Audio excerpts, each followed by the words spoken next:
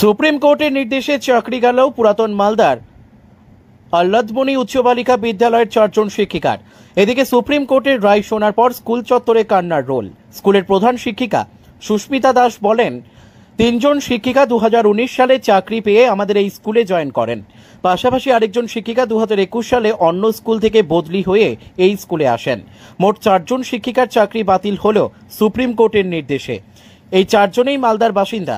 যদিও চাকরি হারার বিষয়ে এই 4 জন শিক্ষিকার কোনো প্রতিক্রিয়া পাওয়া যায়নি। 16 সালে 4 জন টিচার আমাদের আছেন, এমনি কোনো আমরা কোনো খবর পাইনি এখনো।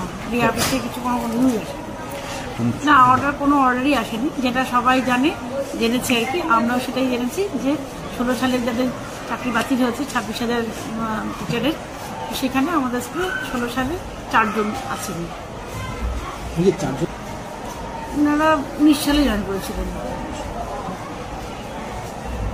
ট্রান্সফার হয়েছিল, ট্রান্সফার হয়ে 22 সালে এসেছেন।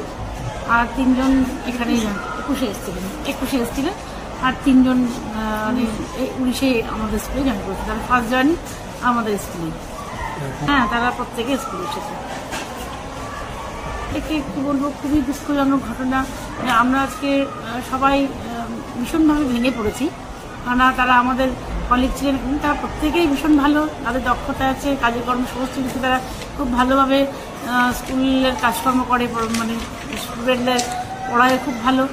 তাদেরকে তো আমি যোগ্য বলেই মনে করি, আমার স্টুডেন্ট আছে যোগ্য বলেই মনে করি। যে এই রায় তো আমার কাছে খুবই খারাপ লাগছে, খুবই দুঃখজনক। একটা কান্নার রোল স্কুলে আমাদের তৈরি হয়েছে।